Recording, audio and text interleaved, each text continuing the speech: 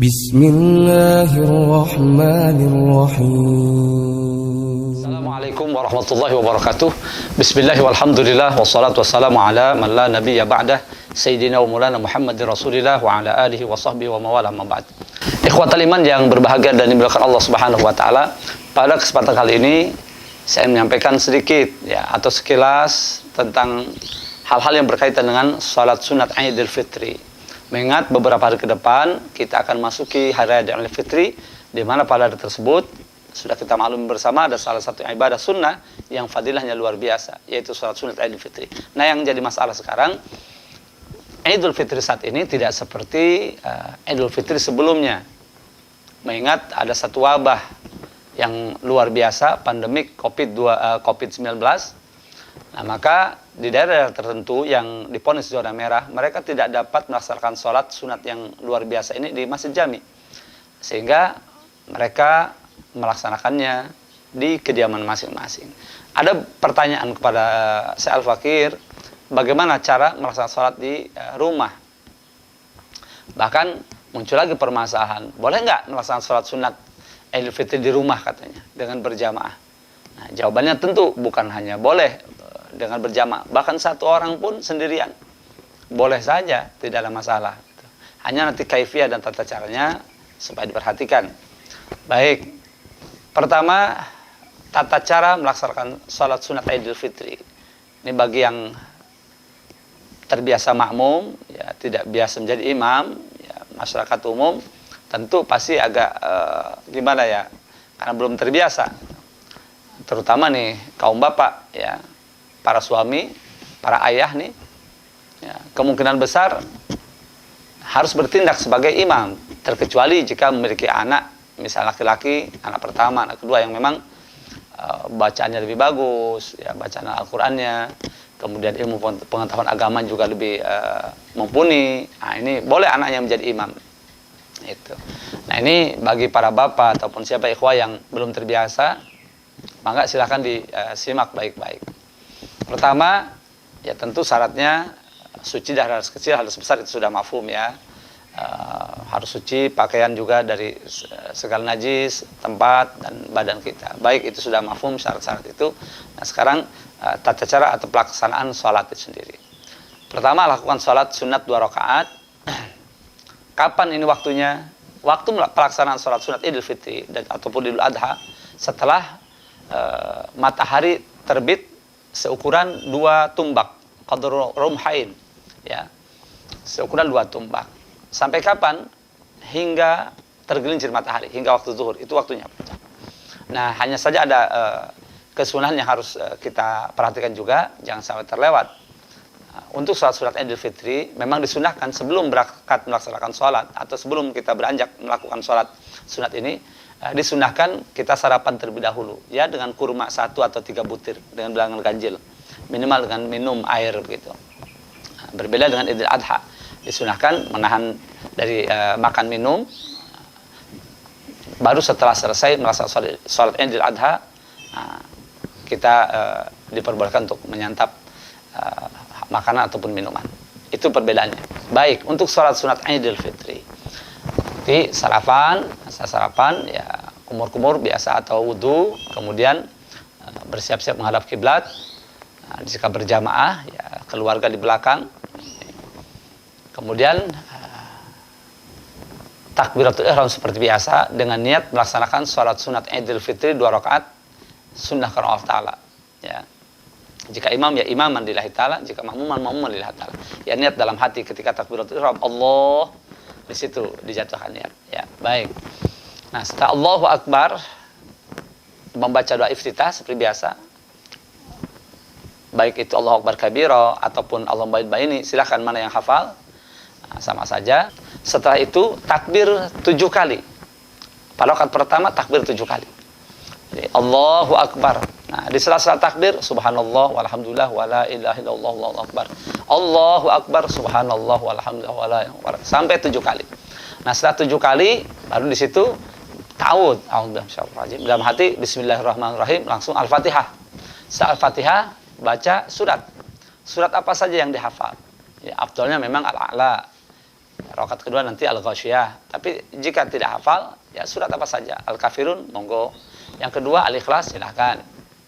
Nah, setelah baca surat, ruku seperti biasa, yang tidak seperti biasa, terus sujud seperti biasa, duduk antara dua sujud, kemudian sujud lagi, kemudian naik lagi. Nah, yang berbeda dengan sholat biasa, setelah naik ke atas berdiri, nah, takbir lagi 5 kali.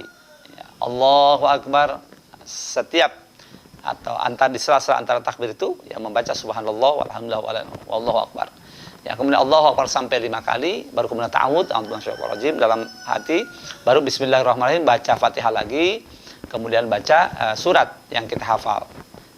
Anggap Al-Ikhlas misalnya. Sudah, beres Al-Ikhlas, ruku seperti biasa, yang tidak seperti biasa, sujud seperti biasa, duduk antara dua sujud seperti biasa, sujud lagi, kemudian tahiyat, salam. Salam, disunahkan khutbah jika memang berjamaah. Walaupun jamaah hanya 2 orang, berdua begitu. Sunnah. Dia berkhutbah. Kecuali jika 1 orang tidak disunahkan berkhutbah. Cukup salat sunat saja. Dengan tata cara seperti tadi. Nah, selesai melaksanakan salat sunat 2 rakaat, maka imam langsung naik atau berdiri jika di rumah untuk menyampaikan khutbah. Khutbah singkat saja.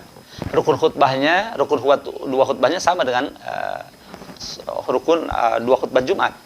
Ya, membaca tahmid, hamdulillahi fihima, baca alhamdulillah amin itu pada kedua khutbah pertama maupun yang kedua di awal, kemudian nanti membaca salat atas Nabi, kemudian yang ketiga wasiat takwa, ya, kemudian baca 1 ayat daripada ayat Al-Qur'an Al-Karim, ya, pada kedua khutbah, namun yang paling afdal di khutbah pertama.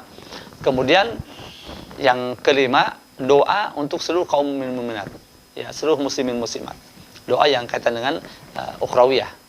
Jadi alhamdulillah, mengucapkan alhamdulillahirabbil alamin, kemudian salat atas Nabi, sekali lagi, kemudian membaca 1 ayat dari Al-Qur'an, kemudian wasiat takwa, ya, lalu kemudian mendoakan di penghujung khutbah kedua itu, ya, mendoakan seluruh kaum muslim muslimat seperti Allah maghfir lil mu'minin wal mu'minat wal muslimin wal muslimat, seperti itu. Baik. Nah, untuk prakteknya berdiri, langsung mengucapkan salam, assalamualaikum warahmatullahi wabarakatuh.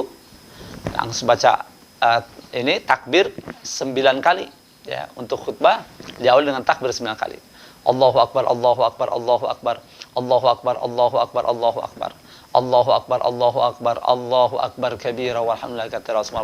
Boleh Allahu Akbar walillahil hamd, yang terakhirnya itu, ya, yang ke-9 itu. Terus salawat. Wassalatu wassalamu ala sayyidina Muhammadin wa ala alihi washabihi ajmain, amma ba'd. Faya ibadallah, usikum wa iyaya nafsi bitaqwallah faqad fazal muttaqun. A'udzu billahi minasyaitonir rajim. Baca 1 ayat Al-Qur'an yang akan kita bahas. Ya. Surat ayat pendek enggak masalah, tapi yang lengkap. Ya, baik. Kemudian dibahaslah isi ayat tersebut, singkat padat, itu tidak masalah. Ditutup dengan barakallahu li wa lakum fil Qur'anil azim. Boleh jika hafal, jika repot langsung saja. Aqulu qauli hadza wa astaghfirullah li wa lakum fastaghfiruhu innahu huwal ghafurur rahim. Selesai, duduk antara 2 khutbah, seukuran bacaan Al-Ikhlas. Kemudian setelah itu berdiri lagi. Berdiri langsung melafalkan atau mengucapkan takbir sebanyak 7 kali. Jadi khutbah pertama tadi setelah salam mengucapkan takbir Allahu Akbar 9 kali. Nah, untuk khutbah yang kedua ini begitu berdiri dia melafalkan takbir 7 kali. Allahu Akbar, Allahu Akbar, Allahu Akbar, Allahu Akbar, Allahu Akbar, Allahu Akbar, Allahu Akbar kabira walhamdulillahi katsira wa subhanallahi bukratan wa asila. Kemudian baca salat lagi. Salat atas Nabi seperti wassalatu wassalamu ala sayyidina Muhammad wa ala alihi washabihi ajmain, amma ba'du. Kemudian wasiat takwa lagi. Usikum atau ibadallah, usikum wa iyaya nafsi bitaqwallah faqad fazal muttaqun. Nah, setelah itu doa. A'udzubillahi minasyaitonir rajim. Innallaha wa malaikatahu yusholluna 'alan nabi ya ayyuhalladzina amanu shallu 'alaihi wa sallimu taslima. Sudah doa. Allahumma ighfir lil mu'minin wal mu'minat wal muslimin wal muslimat al ahya'i minhum wal amwat bi rahmatika ya arhamar rahimin. Rabbana atina fid dunya hasanah wa fil akhirati hasanah wa qina adzabannar. Diterjemahkan lebih bagus. Ya, setelah baca itu diterjemahkan. Baru ditutup. Demikian khutbah yang dapat disampaikan. Wassalamualaikum warahmatullahi wabarakatuh. Selesai. Nah, ini jika berjamaah, walaupun berdua, karena batas minimum berjamaah ya satu imam satu makmum. Apalagi ada anak-anak, keluarga.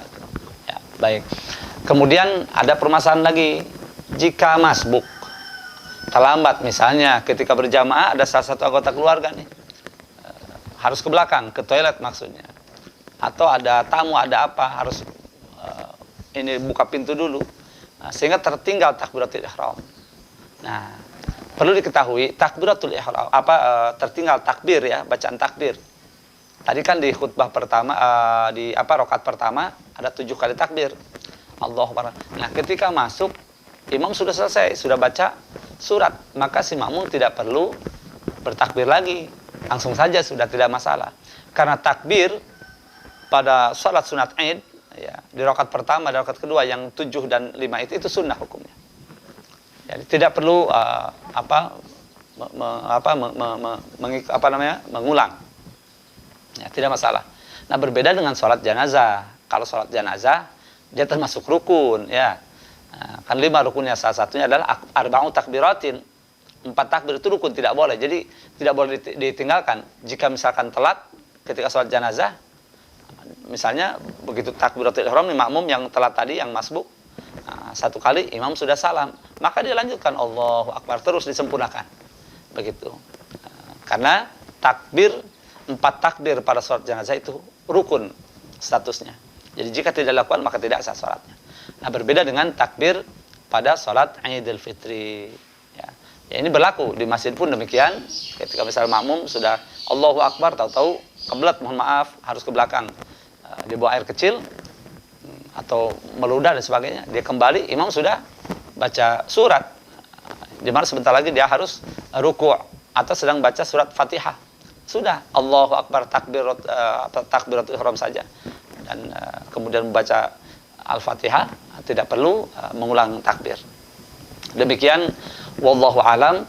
Semoga bermanfaat. Dan satu hal lagi, pada malam Idul Fitrinya disunahkan untuk menghidupkan malam itu dengan ibadah ketaatan kepada Allah SWT dan memperbanyak takbir, ya, yang sudah maaf, Allahu Akbar, Allahu Akbar, Allahu Akbar, la ilaha illallah, wallahu akbar, Allahu Akbar, alhamdulillah.